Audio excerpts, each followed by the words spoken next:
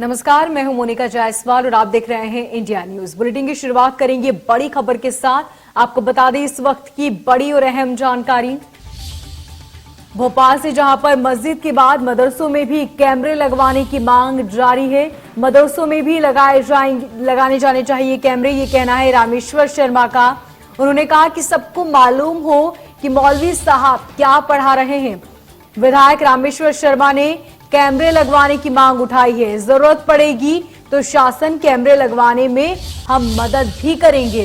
ये बड़ी जानकारी आपको बता रहे हैं भोपाल से, जहां पर मस्जिदों के बाद अब मदरसों में भी कैमरे लगवाने की मांग उठी है। मदरसे में भी कैमरे लगने चाहिए, ये कहना है रामेश्वर शर्मा का। उन्होंने कहा कि सबको मालूम हो कि मौलवी साहब क्या पढ़ा रहे हैं। विधायक रामेश्वर शर्मा ने कैमरे लगवाने की मांग उठाई। इसी के साथ उन्होंने कहा कि जरूरत पड़ेगी तो शासन कैमरे लगवाने में मदद भी करेंगे।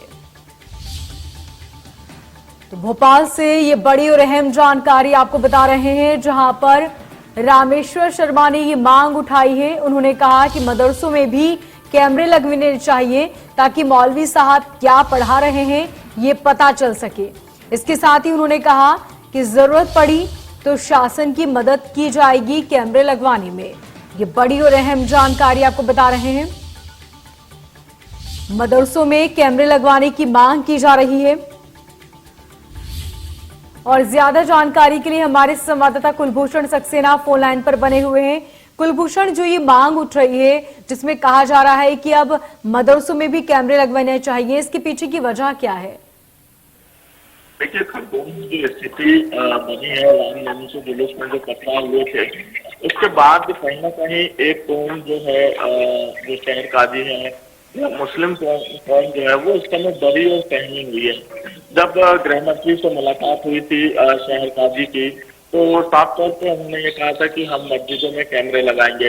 लेकिन अब बीजेपी के विधायक और रामेश्वर शर्मा का यही कहना है कि मदरसों में भी जो मौलवी साहब बच्चों को क्या पढ़ा रहे हैं इसकी भी जानकारी जो है सरकार को होनी चाहिए और मदरसों पे भी जो है उनको कैमरे लगवाना चाहिए। इसके साथ ही उन्होंने कहा कि मैं सरकार से मांग करूंगा कि मदरसों पे जल्द से जल्द जो है कैमरे लगाए जाएं और केंद्र और राज्य सरकार को ये पता चले कि बच्चों को क्या शिक्षा जो है मदरसों में दी जा रही है। तो अब कह सकते हैं कि मदरसों में भी कैमरे लगाने की बात यहाँ पे बीजेपी के नेता करते हुए नजर आ रहे हैं। कुलभूषण, हालांकि सुरक्षा की दृष्टि से देखा जाए तो ये फैसला उचित भी है कि वहां पर अगर कैमरे लगे तो इसमें किसी को तकलीफ नहीं होनी चाहिए, लेकिन क्या ऐसे में अब विवाद और ज्यादा बढ़ जाएगा? क्योंकि एक तरफ जहां पर लाउड स्पीकर की बात की जा रही है तो दूसरी तरफ अब कैमरे की बात होगी, तो ऐसे में विवाद आगे बढ़ सकता है। अब ये देखिए, अभी फिलहाल क्योंकि मदरसों में कैमरे लगाने की बात बीजेपी विधायकों की तरफ से की गई है, अब ये फैसला सरकार को लेना है। बच्चों की शिक्षा, बच्चों को जो पढ़ाया जाता है मदरसों में उसकी रिकॉर्डिंग के लिए जो है कहा गया है। लेकिन बात और सवाल यही उठता है कि आखिरकार मदरसों में जो शिक्षा दी जा रही है, जो तालीम दी जा रही है, वो क्या शिक्षा बच्चों को दी जा रही है, ये देखने वाली बात होगी। और समय समय पर जब मदरसों की खबरें सामने आती हैं तो कहीं ना कहीं ये विचलित भी करती हैं। तो अब देखने वाली बात होगी कि क्या रामेश्वर शर्मा की ये पहल काम आएगी और मदरसों में क्या कैमरे लगाए जाएंगे। ठीक कुलभूषण, बहुत शुक्रिया तमाम जानकारी के लिए।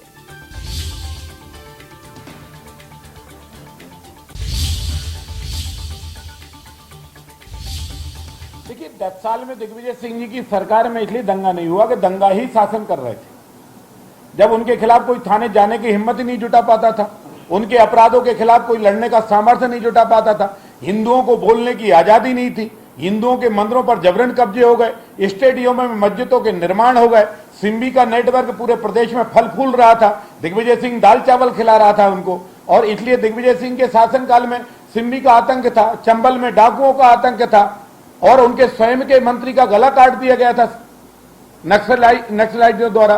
गौ माता की काटने की हत्याएं सर चढ़कर बोल रही थी। हुआ तो गंज बासोदा में आगजनी उनके ही शासनकाल में हुई गौ माता की हत्या में, जिसमें आज जो हमारे मुख्यमंत्री हैं शिवराज सिंह चौहान जी, उस समय उन्होंने उस बात का विरोध लेकर पद यात्रा की थी।